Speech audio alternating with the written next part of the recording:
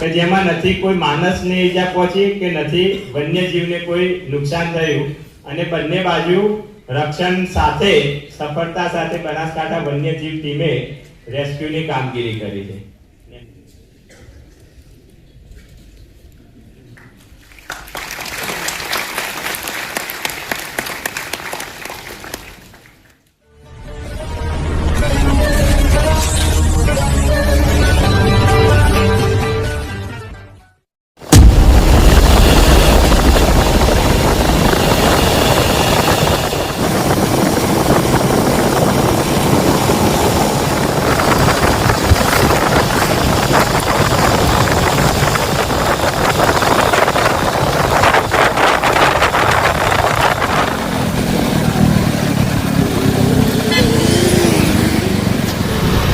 જોઈ છો આ જે છે દાંતિયાવાડા યુનિવર્સિટી છે અને ત્યાં એક વન્ય પ્રાણી જે સપ્તાહ છે એનો ઉજવણીનો એક પ્રોગ્રામ કરવામાં આવ્યો છે. આપ સૌ લોકો વિડીયોની અંદર જોડાયેલા રહેજો અને સપોર્ટ કરજો વિડીયોને. 5 to 6 weeks. Heavy in size, the male bear could weigh 79 to 141 kgs and the female bear could approximately weigh 54 to 95 kgs. The sloth bear prefers biodiversity zones in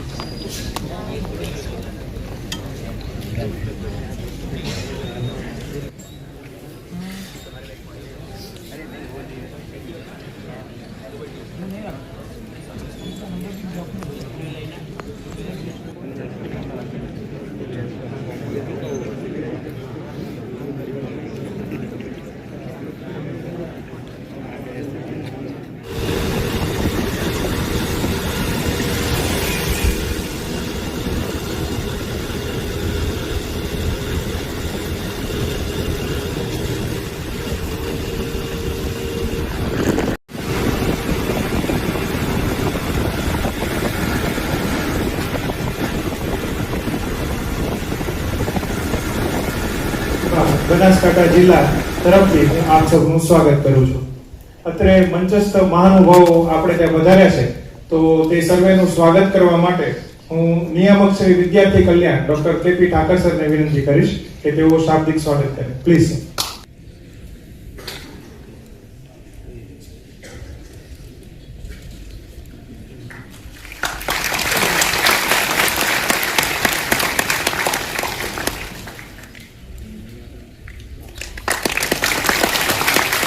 વિનંતી કરીશ.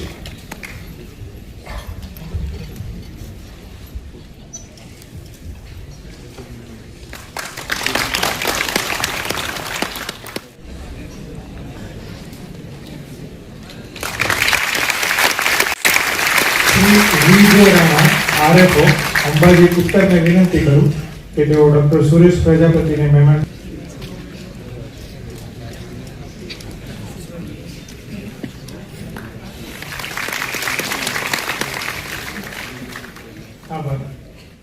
हम लोग वाइल्ड वीक सेलिब्रेशन करने उपस्थित हुए हैं सभी.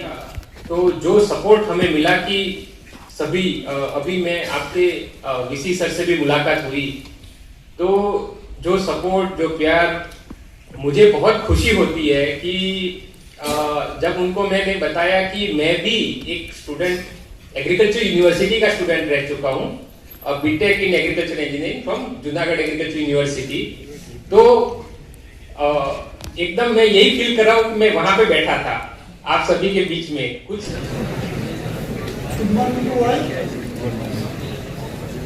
આજે આ પ્રોગ્રામ અહીંયા કરવાના ઘણા રીઝન હતા. હું અને મોદી સાહેબ અને અમારા ડીસીએફ સાહેબે ચર્ચા બી કરી હતી કે કઈ જગ્યાએ કોઈ વન્ય પ્રાણી સપ્તાહની ઉજવણી સારી રીતે કરી શકીએ.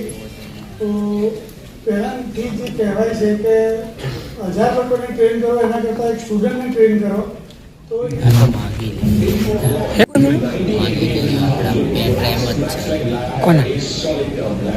under the Balaram Ambaji Wildlife Sanctuary.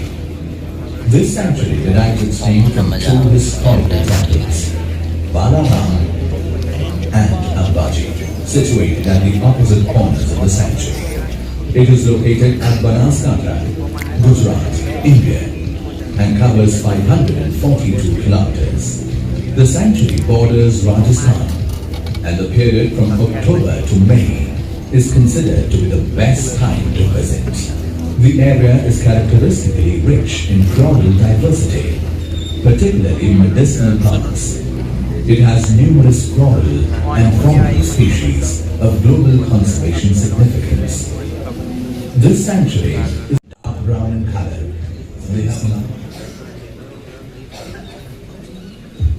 Doctor Tarun Sutariya sir, please. વન્યજીવ સપ્તાહની ઉજવણી નિમિત્તે એકત્રિત થયા છીએ. દર વર્ષે આ પ્રકારના કાર્યક્રમ થતા હોય છે. આ વર્ષે આ કાર્યક્રમની થીમ છે સેવા પર્વ, focusing on service and responsibility towards nature. ઘણી વખતે આપણે આપણા જીવનમાં કોઈ જગ્યાએ જ્યારે આપણે વિદ્યાર્થી હોઈએ ત્યારે અભ્યાસ દરમિયાન 57 થી વાઇલ્ડલાઇફ વીક સપ્તાહની ઉજવણી કરવાની શરૂઆત થઈ. Next please. આ ફૂડ ચેઇન છે, અન્ન કડી એવું આપણે કહેતા હોઈએ છીએ. એમાં જુદી જુદી કક્ષાએ જુદા જુદા પશુઓ, જાનવરો અને આપણો પણ સમાવેશ થાય છે આ જ અન્ન કડીની અંદર. એમાં નાના મોટા જીવાતો, ઇન્સેક્ટ્સ થી માંડી અને ટોપ પ્રિડેટર લાયન જે વાઘ, સિંહ, ચિત્તા, દીપડા અને સાથે સાથે પક્ષી પણ છે. ગીધ, સમડી, ચીલ, બાજ. આપણે સૌએ જાગૃત થવાની જરૂર છે. જો જાગૃત થવાની જરૂર એટલે આપણે બધાને બધી ખબર જ હોય છે.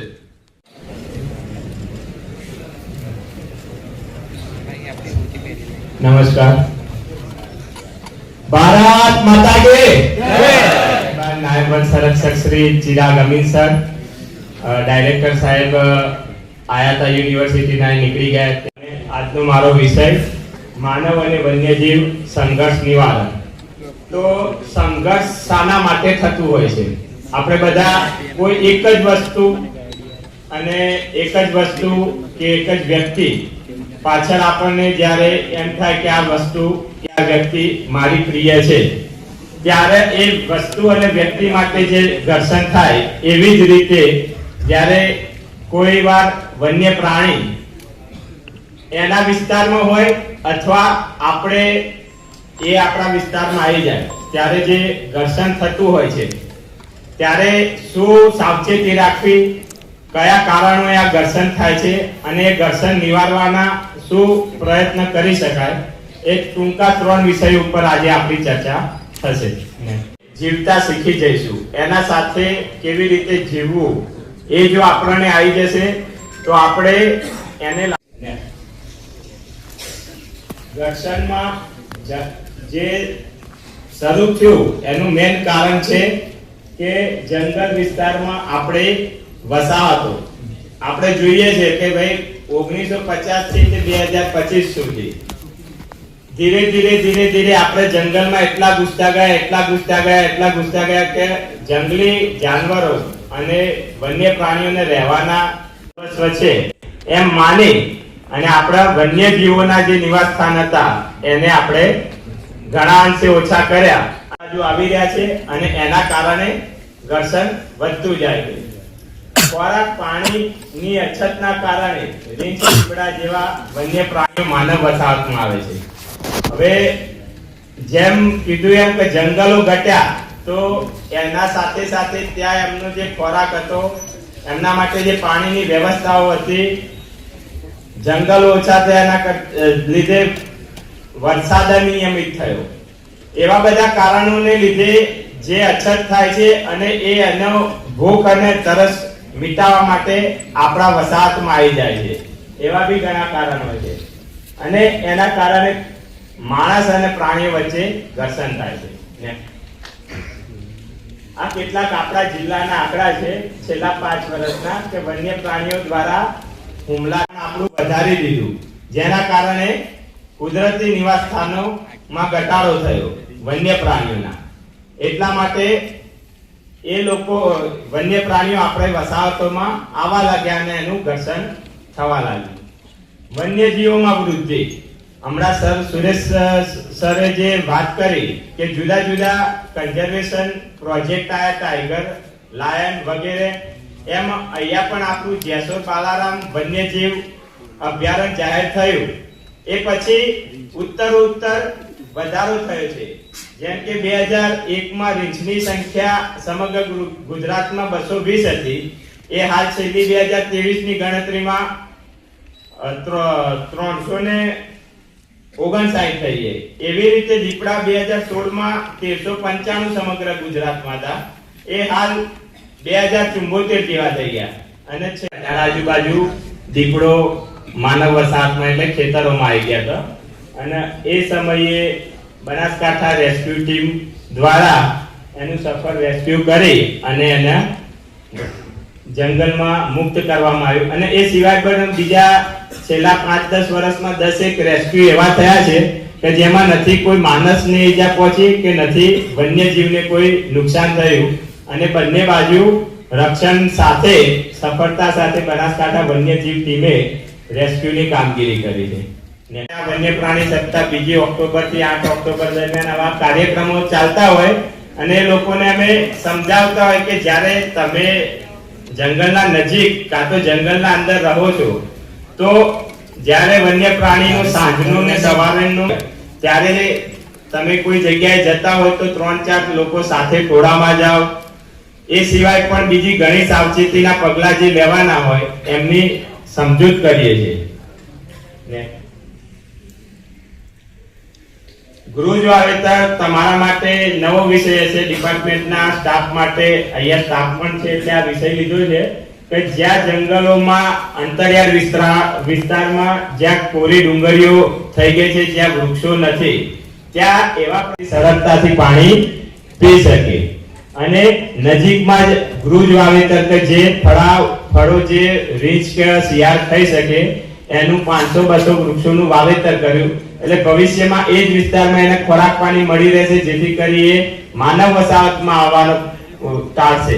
નેક્સ્ટ એ જ રીતે આવા અન્ય જે જગ્યાએ એવું લાગ્યું કે અહીંયા વન્ય પ્રાણીઓની અવર જવર છે, એની હગાર દ્વારા, એના પગમાર્ક દ્વારા ત્યાં ટ્રેપ કેમેરા, ના જાનવર એવું નહીં, રીંછ ને દીપડાના જ રેસ્ક્યુ થાય.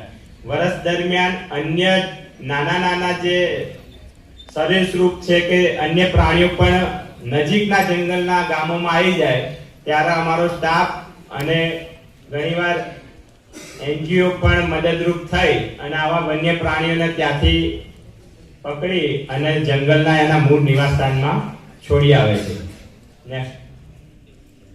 એવી જ રીતે ટ્રેપ કેમેરાથી એનું મોનિટરિંગ કરી અને એના જે નિવાસસ્થાનમાં એને સ્થાપિત કરવામાં આવે. એક છે જે હમણાં સરે બતાવ્યું એમ નીલગાય, ભૂંડ, એ પણ વન્ય પ્રાણીઓ છે અને એ પણ જંગલમાં રહે એ માટે અમને પાણીની વ્યવસ્થા પૂરી પાડવા માટે પણ વન વિભાગ પ્રયાસ કરે છે. આમાં જુદા જુદા વન્ય પ્રાણીઓના પગલા, એમની હગાર, એ કઈ સિઝનમાં કયું ફળ થાય છે, તો એ પ્રમાણેના વૃક્ષોનું વાવેતર એ વિસ્તારમાં થાય કે વન્ય પ્રાણીઓ આપણા જીવનમાં કેટલું મહત્વ રાખે છે અને એમનું રક્ષણ કરવું આપણી જવાબદારી છે. અસ્તુ, જય ભારત.